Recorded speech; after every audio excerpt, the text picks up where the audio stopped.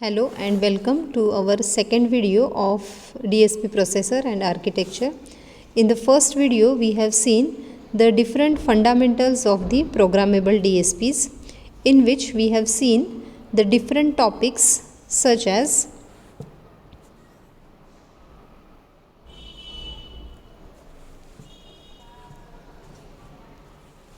the features of the programmable DSPs, multiplier and multiplier accumulator unit, the modified bus structure in the programmable DSPs, the two different kinds of the architectures, that is von Neumann and Harvard architecture, the different memory access schemes that are used in the programmable DSPs. Then we have seen a different kind of the architecture, that is the VLIW architecture, and we have seen the pipelining structure that is used in the programmable DSPs. Now all these features of the programmable DSPs are used to speed up the process of execution of the different instructions that are used in the programmable DSPs. Now the next topic is the special addressing modes in the programmable DSPs. That is the most important thing in case of the programmable DSPs.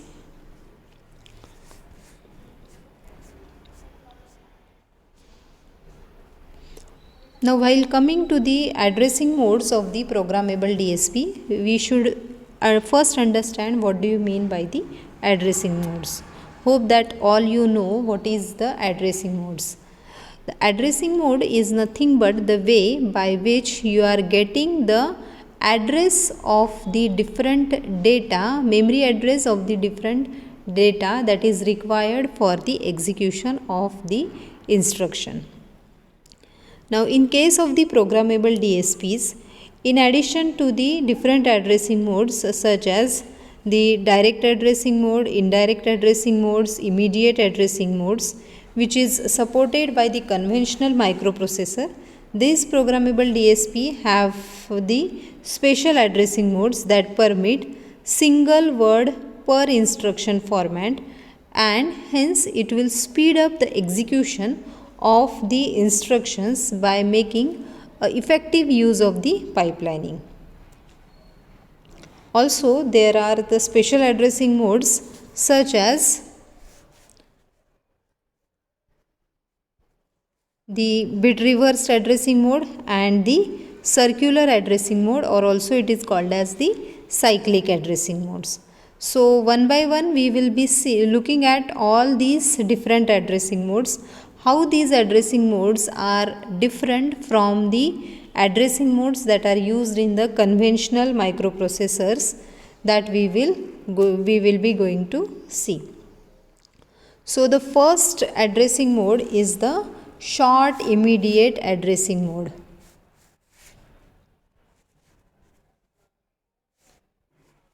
Short immediate addressing mode. Now as the name itself gives, this is a kind of the immediate addressing mode. Now in case of the immediate addressing mode, we will be having a 8-bit constant. We will be having a constant that will be present in case of the in the instruction itself. Now as we are seeing here the short immediate addressing. So here only a 8-bit constant is specified along as one of the operands in the single word instruction. How? So this addressing mode, it permits the operand to be specified using a short constant that forms a part of a single word instruction. The instruction itself is a single word instruction and it has the short 8-bit data of operand. It is given immediately in that single word instruction. The length of that short constant depends on the instruction type and the programmable DSP. For example, in the case of the Texas Instruments TMS 320 C5X processor, an 8-bit constant can be specified as one of the operands in the single word instruction for the addition, subtraction, ANDing, ORing, XORing, etc.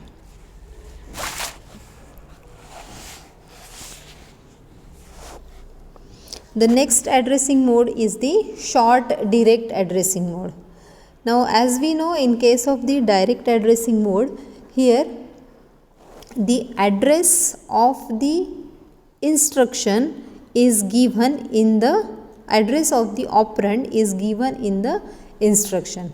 So, this short addressing mode, it permits the lower order address of the operand of an instruction to be specified in the single word instruction.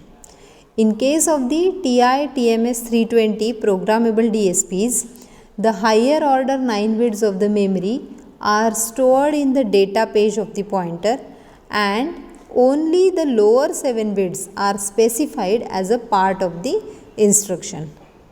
So, as we know that total address is of 16 bits. Amongst that 16 bits, the lower 7 bits address is specified in the instruction in case of the short immediate addressing, and the higher order 9 bits of the memory are stored in the data page pointer. Now, this each continuous block of the 128 word is referred to as one page in the TI-DSPs. So, this 128 words will be given through these 7 bits.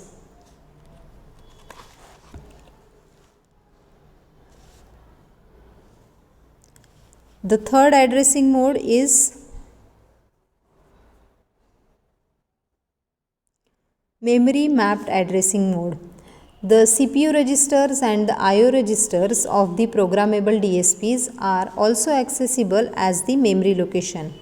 This is achieved by storing them in either the starting page or the final page of the memory space. In total, there are 96 registers of page 0 that are mapped into the data memory, and 28 CPU registers are mapped and 16 IO port registers are mapped. In case of the TMS 320 C5X processor, page 0 corresponds to the CPU register and the IO register, and in case of the Motorola DSP 5600X, the last page of the memory space containing 64 locations is used as the memory map for the CPU and IO registers. When these registers are accessed using memory mapped addressing modes, the higher address bits are not taken from the data page pointer and instead made to be 0 in the case of the TI-DSPs and made to be 1 in case of the Motorola DSPs. The next addressing mode is the indirect addressing mode. In programmable DSPs, this addressing mode has a number of options. This permits an array of data to be processed in programmable DSPs to be effectively fetched and stored.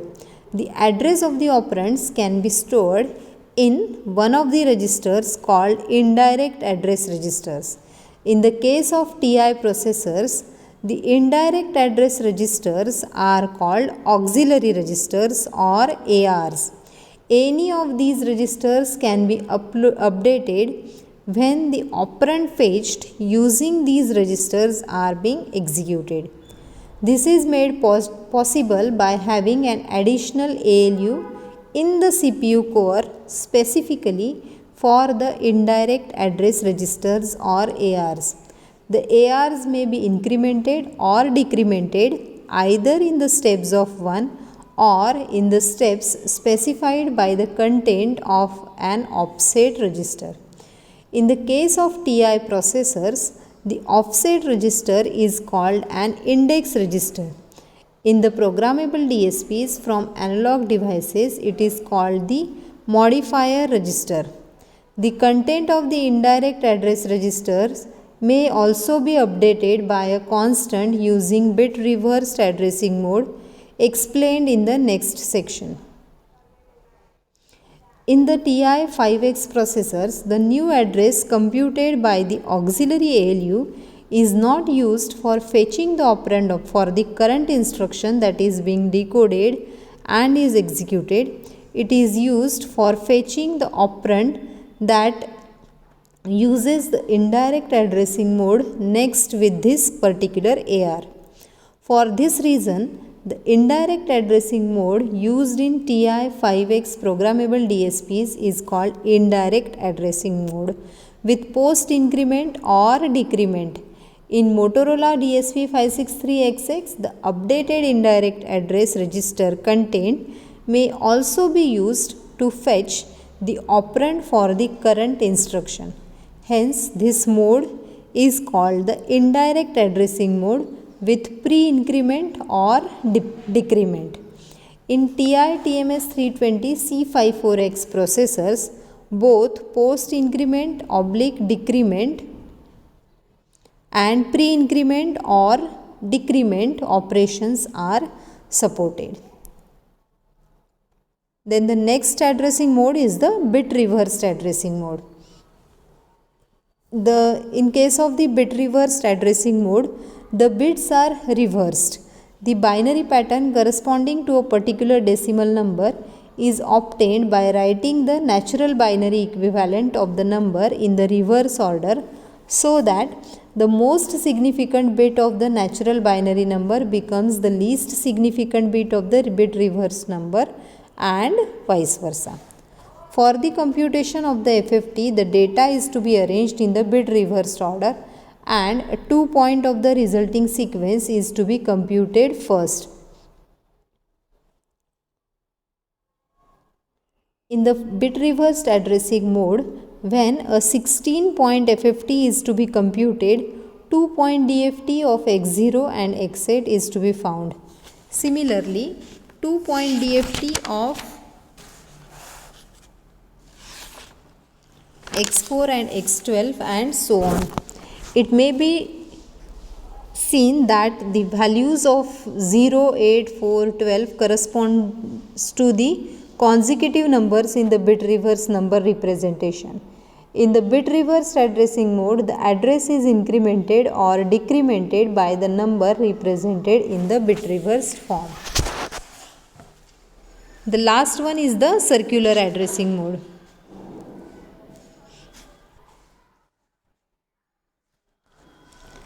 In the real-time processing of the signal, the input signal is continuously stored in the memory. The processed data is stored in another memory space continuously and may be written onto the output device. In this case, input as well as output program will be simple. However, since the input as well as output memory space will be finite in size, the entire memory space would be exhausted after the processing of the input signal for some time. If the data is written into the memory by using linear addressing mode, one way to overcome this problem is to keep checking whether the range of either the input or the output memory space is exceeded. In that case, the new data is to be stored sharing from the beginning of the particular memory space. However, checking this condition is an overhead that can be overcome using this circular addressing mode. In this mode, the memory can be organized as a circular buffer with the beginning memory address and the ending memory address corresponding to this buffer defined by the programmer. In the circular addressing mode, when the address pointer is incremented, the address will be checked with the ending memory address of the circular buffer. If it exceeds that, the address will be made equal to the beginning of the address of the circular buffer. Now the next topic is the on-chip peripherals. These programmable DSPs have a number of on-chip peripherals that release the CPU from their routine function. Also, it helps to reduce the chip count on the DSP system based around the programmable DSPs. Some of the on-chip peripherals are as follows. First one is the on-chip timer. There are two common applications of this on-chip timer. One is the generation of the periodic interrupts to the programmable DSPs, and the second one is the generation of the sampling clocks for the AD converter. This timer mode can be programmed by the programmable DSPs. The timer can generate a single pulse or a periodic train of pulses. They can also generate a single square wave or a periodic square wave. The period of the timer is also made programmable. Then the second port is the serial port. This serial port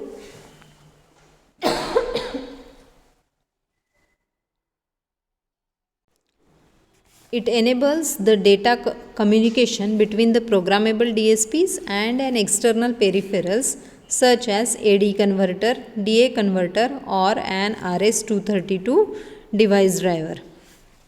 These ports have normally input and output buffers so that the programmable DSPs writes or read from the serial port in parallel form, and the serial port sends and receives the data to the peripherals in the serial form. They also generate the interrupts when the serial port output buffer is empty or the input buffer is full. These devices have parallel to serial and serial to parallel converter inbuilt into them. The shift clock can be fed either from the programmable DSPs or an external device can supply it. The serial port can operate either in the asynchronous mode or in the synchronous mode. In the asynchronous mode, the transmit data and receive data lines alone are used for communication, and bit clock is transmitted from either end. In the case of synchronous mode, both bit clock and frame sync signal that indicates the beginning of the first bit of the data transmitted using synchronous mode is transmitted from the serial port to the IO device and also from the IO port to the serial port.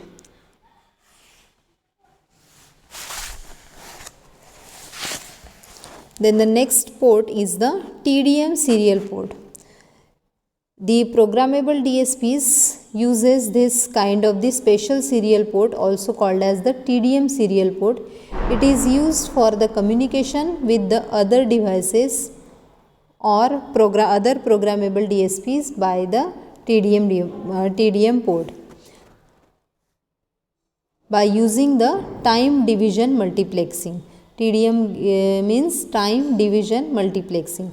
One of the devices can generate the frame sync pulse that indicates the beginning of the TDM frame and bit clock, the duration for which the bit is to be transmitted. The TDM frame is split into a number of equal slots and each slot can be allotted for one of the devices. So each will be if it is having the TDM frame is having with 8 time slots, then each time slots will be divided into 8 different channels, that is channel 1 to channel 8.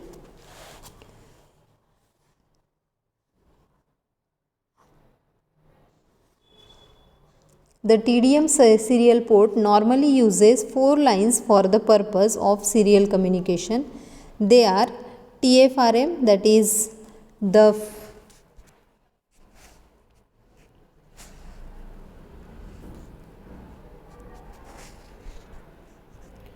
it uses the 4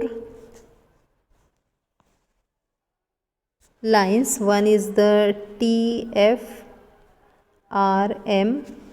another one is the T clock, then T add, T dat.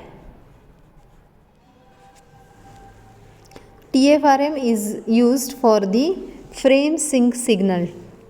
T clock is used for the bit clock.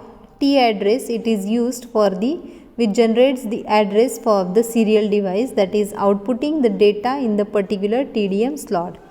TDAT, it will be using the data transmitted into the TDM channel by the authorized device.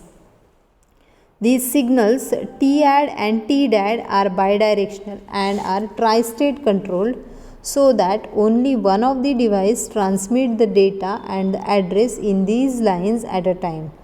Any one of the devices can generate TFRM and clock signals and they are used by the other devices as a reference. A scheme where 8 devices are interconnected using the TDM serial port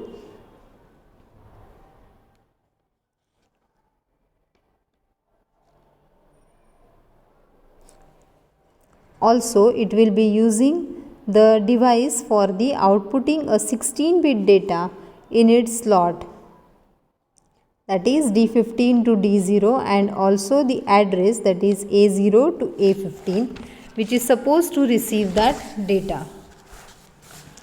Then the next port is the parallel port. Parallel ports, it enable the communication between the programmable DSPs with other devices to be faster as compared to the serial communication by using a number of lines in parallel.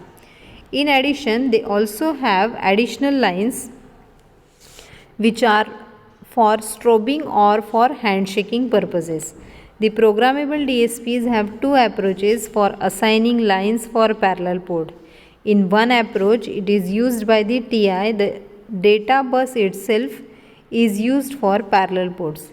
This is achieved by allocating a specific address space for I/O, and whenever this address space is addressed using the I/O instructions, the parallel port signal, including the handshaking signals, are sent over the data bus. In another approach, separate lines are dedicated for parallel ports, including the handshaking signals. Then the next I/O chip peripheral is the bit I/O ports. The programmable DSPs have additional I/O ports that are single bit wide. These port bits may be individually set, reset, or read. These bits are normally used for control purposes, but they can also be used for data transfer. There are no handshaking signals for these I/O ports. Some of these can also be used for conditional branching or calls. For example, in the TI processors, there are instructions such as branch if IO 0. Then the next port is the host port. The programmable DSPs also have a special parallel port, normally 8-bit or 16-bit wide, called the host port, that enables them to communicate with a microprocessor or PC, which is also called as a host. In addition to the data communication, the host can generate interrupts and also cause the programmable DSPs to load a program from ROM to the RAM on reset. Almost all the programmable DSPs, including the one from the analog devices, Motorola and TI processor, also have the host ports. Then the next one is the COM port. These are the parallel ports that are used for inter-process communication between a number of identical programmable DSPs in a multiprocessor system. For example, a multiprocessor system may be built using a number of TI TMS 320 C4X. For the purpose of communication of the data between these processors, 6 COM ports, each of width 8-bit, is provided. Since the data is to be processed may be of 32 or more number of bits, the programmable DSPs have provision for splitting the data in stream of 8 bits and also assemble the 8 bits into the word of 32 bits.